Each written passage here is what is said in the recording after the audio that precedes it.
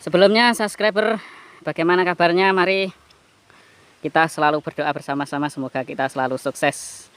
Dan bagi penonton yang belum subscribe, silahkan di subscribe, karena dengan Anda mensubscribe maka saya akan semakin membagikan video-video inspirasi tentang dunia perporangan. Oke, langsung saja kita akan kupas tuntas lagi bagaimana triknya menanam porang yang seperti ini. Luar biasa suburnya. Dengan siapa? Dengan narasumber yang berbeda dan tentunya dengan kompetensi yang tidak diragukan lagi, dengan porangnya yang luar biasa suburnya. Oke, langsung saja ikuti terus. Oke, langsung saja. Ini kok seperti di rumah ya bersihnya. Dan wah, ini ada orangnya ini. Selamat siang, Pak. Selamat siang, Pak. Nah, dengan Pak siapa ini? Pak Sarjito. Ya, Pak Sarjito. Ini yang punya porang ini ya, Pak? Iya, Pak. Sudah berapa tahun, Pak, ini budidaya porang? Budidaya porang mulai tahun 2011. Sudah lama sekali ini. Berarti ini sudah senior sekali. Boleh tahu trik-triknya ya, Pak ya? Ya, boleh. Boleh. Ini sudah berapa musim, Pak, tanaman porangnya yang seperti ini? Ini dari 2 musim, dari kata. Kata, 2 musim dari kata. Kok bisa seperti ini, Pak? Besar-besar sekali ini. Triknya gimana, Pak, ini? Trik yang pertama yaitu penanaman porang itu sebetulnya sangat simpel sekali. Tentunya yang paling menguras tenaga yaitu waktu pengurusan yang pertama, jadi yang termin pertama. Satu musim yang pertama, musim penghujan itu, Pak ya? Iya, musim awal waktu penanaman kata itu kan butuh tenaga yang ekstra. Kemudian kalau yang kedua sudah seperti ini, tentunya termasuk gulma-gulmanya ataupun rumput-rumputnya itu sudah sangat minim sekali, karena sudah banyak naungannya, porang-porangnya sudah besar, secara otomatis gulmanya pun sulit tumbuh. Ini hanya dibersihkan 1 kali, karena porangnya sudah rimbun seperti ini, tentunya gulma-gulmanya tidak tumbuh lebat seperti itu. Kalau yang pertama kemarin emang porang itu sangat ristan. Saya juga menggunakan termasuk pemupukannya harus berhati-hati, jangan sembarang menggunakan pupuk, apalagi pupuk-pupuk yang mengandung kimia yang sangat besar. Itu sangat merugikan bagi petani, dan juga tanah-tanahnya tidak menjadi subur lagi kalau menggunakan pupuk-pupuk yang mengandung kimia yang terlalu berlebihan. Oke, Pak, selanjutnya gini.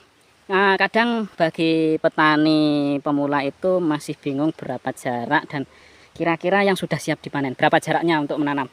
Ini kira-kira jaraknya sekitar 30 cm. 30 cm. Itu ke samping kanan kiri, depan belakang ya? Kanan, ya. Ya. Kalau sudah seperti ini, Pak, ini diperkirakan ya. Ini kan ada yang, kalau yang seperti ini kan sudah besar. Terus yang ini belum terlalu besar. Ini sudah siap dipanen semua atau gimana, Pak, ini? Ini insya Allah sudah siap dipanen semua, Pak. Kalau bisa diperkirakan per batangnya berapa kilo ini hasilnya? Kalau sudah seperti ini kira-kira 2,5 kilo, saya yakin sudah ada. Kalau yang ini, Pak? Kalau yang seperti ini 1 kilo masih, ya 1 kiloan, Mas, kalau yang seperti ini. Tapi ini sama 2 musim ya? 2 musim, cuman kalau yang seperti ini biasanya tunasnya ini ketinggalan. Jadi yang tunas duluan yang ini, kemudian tunas yang kedua selanjutnya yaitu ini. Jadi kalau tunasnya enggak serentak, itu biasanya yang kecil-kecil ini ketinggalan, ataupun makanan-makanan yang terkandung di dalam tanah itu sudah keserap yang ini. Kemudian kalkulasi saya Mas seperti ini. Kalau jaraknya itu sebetulnya ketika jaraknya itu lebih dari 40 cm ataupun 50 cm itu lebih bagus. Akan tetapi kalkulasi saya, karena lahan saya ini ya enggak terlalu lebar, enggak terlalu luas. Kalau penanamannya semakin lengket ataupun semakin dekat jarak tanamnya seperti ini yang pertama keuntungannya yaitu dari gulma-gulma pun yaitu tumbuhnya itu sangat sulit sekali, karena di dalam sini itu sudah diperbanyak yaitu akar-akar. Kemudian pemupukannya juga sangat sedikit sekali. Ketika kita memupuk di arah sini ini, jadi yang memakan pupuk ini yang dari sini juga memakan, dari sini memakan, bahkan yang dari sini pun juga memakan pupuk yang di sini ini. Kalau ketika kita menanamnya jaraknya sangat berjauhan, kita menanamnya jaraknya terlalu jauh, itu pun gulma pun sangat rimbun sekali. Bahkan ketika kita mengurusnya tidak terlalu ekstra, kemudian gulma-gulmanya dibiarkan saja, yaitu yang tumbuh subur yaitu gulmanya.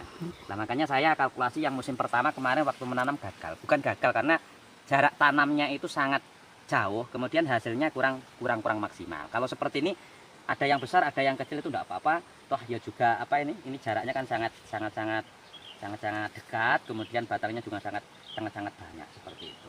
Oke. Ini lahannya dari itu loh kawan-kawan, dari atas itu sampai ujung sana itu, terus itu di bawah memang ada sawahnya, terus sampai situ kelihatan itu. Nah, ini kita mau tanya-tanya lagi ya Pak. Boleh ya Pak, masih tanya-tanya. Boleh. Nah, ini kan kelihatannya lahannya sangat luas sekali Pak. Terus di bawah itu ada sawah. Ini sebenarnya lahannya Bapak ini bekas sawah atau gimana Pak ini Pak? Waktu kemarin itu bekas sawah Pak. Bekas sawah. Kenapa Pak kok bisa ditanami ditanami porang Pak? Kalau bahasanya di tempat kita kan coplok gitu ya Pak.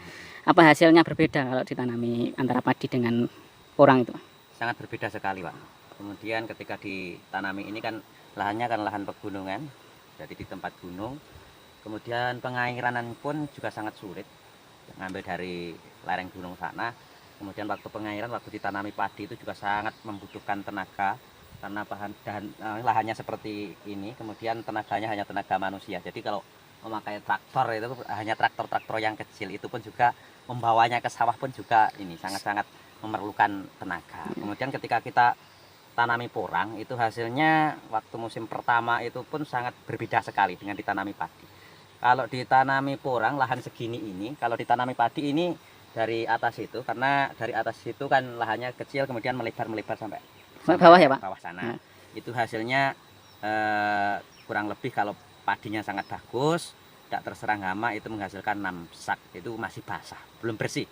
Ketika sudah dibersihkan, ketika sudah di blower sampai rumah, itu sudah dibersihkan menghasilkan sekitar 5 sak, 4 sak. Kalau ditanami porang ini sudah menghasilkan berapa juta Pak? Kalau ditanami porang ini hasilnya satu musimnya, ini 2 musim.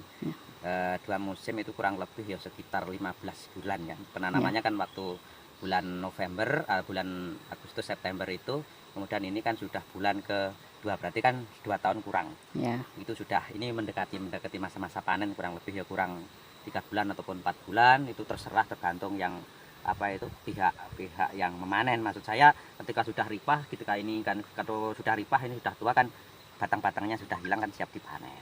Kemudian ketika ditanami porang ini hasilnya sekitar 40-an juta. Lumayan ya Pak. Jadi kalau cuma ditanami padi hasilnya hasil bersih tinggal 4 sampai 5 sak tadi ya Pak? Iya 5 sak. Itu kalau kita kalkulasi itu kan 6 sak dari kotor itu, kalau beli padi di kota itu 1 saknya kan kurang lebih harganya berat kotornya kan 40 kilo. 40 kilo dikalikan harga yang padi yang bagus itu kalau di kota itu kurang lebih 6.000. 6.000 kali 40 sekitar 240. 240 dikali 6 sak itu kurang lebih 1.440.000-an itu. Lumayan berbeda sangat jauh ya Pak kalau ditanam itu. Berbeda sangat jauh. Terus perawatannya pun ketika porang seperti ini sangat-sangat mudah sekali. Apalagi porangnya sudah seperti ini, rumput-rumputnya sudah secara otomatis sudah hilang, dicabuti 1 kali. Kemudian yang kedua tinggal apa itu mengumpulkan rumput-rumputnya, kemudian kita apa itu beri racun rumput itu, kemudian kita taburkan di sini ini. Ya. Ini kan Bapak ini sudah lama sekali berbisnis porang ini Pak ya. Ini yang sudah paling sangat dirasakan apa Pak dari bisnis porang ini Pak? Hasil dari bisnis porang ini Pak? Yang saya rasakan ketika penanaman porang itu memang hasilnya lebih efektif dan juga hasilnya lebih bagus. Oh, lebih bagus. Selama ini sudah beli apa saja Pak ini Pak dari hasil porang ini? Dari hasil porang itu alhamdulillah saya waktu kemarin kalau penghasilan itu kan ya bercocok tanam pun sebelum menanam porang itu pun dibuat keperluan sehari-hari pun itu sangat minim sekali. Kemudian alhamdulillah semenjak punya porang ini ya alhamdulillah sudah bisa membuat rumah. Ya kapan-kapan bisa diekspos ya Pak rumahnya? Alah ya insya Allah. Nah kalau boleh tahu Pak, ini kan kelihatan subur sekali kan daunnya ya Pak. Ini pakai pupuk apa Pak dan berapa kali dalam satu musim? Kalau musim pertama saya pupuknya 3 kali. Akan tetapi 3 kali pun sedikit-sedikit Mas. Waktu pertama pemupukan yaitu saya memakai apa itu pupuk-pupuk yang tidak mengandung kimia. Mengandung kimia pun sangat sedikit sekali. Karena kalau kebanyakan mengandung kimia, hasilnya pun kalau musim kedua ataupun panen kedua itu sudah sangat berbeda sekali. Jadi antara musim pertama dan musim kedua tentunya sangat jauh sekali hasilnya. Kalau kita memperbanyak apa itu menggunakan pupuk kimia seperti itu. Ya, jadi dalam satu penanaman ini berapa kali Pak pemupukannya?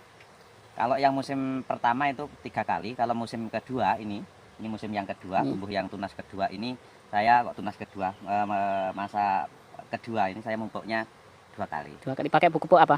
Yang pertama saya pakai pupuk sedikit-sedikit pupuk NPK. NPK itu kan sudah mengandung tapi sedikit-sedikit, hanya 1 jimpitan seperti ini, 1 batangnya seperti ini yang sudah mengandung natrium dan juga fosfat dan juga kalium. Saya perbanyak pupuk cair dari urin kelinci. Kemudian saya waktu pertamanya yaitu rumput, termasuk rumput-rumputnya sangat bersih seperti ini. Ini semenjak saya cabuti, ini kan bekas-bekas rumput-rumputnya seperti ini. Jadi kelihatan sangat subur sekali. Jadi rumput-rumput itu kalau bisa jangan dibuang di jauh ya. Ini dikumpulkan jadi satu dulu, kemudian rumput itu diracuni pakai Roundup ataupun yang lainnya yang jenis yang mematikan gulma itu. Setelah itu, setelah mati bisa ditaburkan lagi buat pupuk. Oh, jadi rumput itu dikumpulkan dulu, terus kemudian diracun dulu, terus dikembalikan Ya, lagi. dikembalikan lagi. Aman ya Pak kalau seperti? Aman, aman Mas. Kalau masih di sekitaran porang belum berani ya langsung Belum berani, Ya. sangat riskan sekali. Kalau kita nggak ekstra hati-hati, ya tentunya sangat khawatir jika mengenai porang, apalagi porangnya sudah seperti ini. Ketika sudah mati, kita akan menyesal seperti itu. Ini masih tanya-tanya lagi ya Pak. Ini saya lihat batangnya itu enggak terlalu besar, tapi katanya ini kok sudah besar. Ini rahasianya apa Pak ini Pak?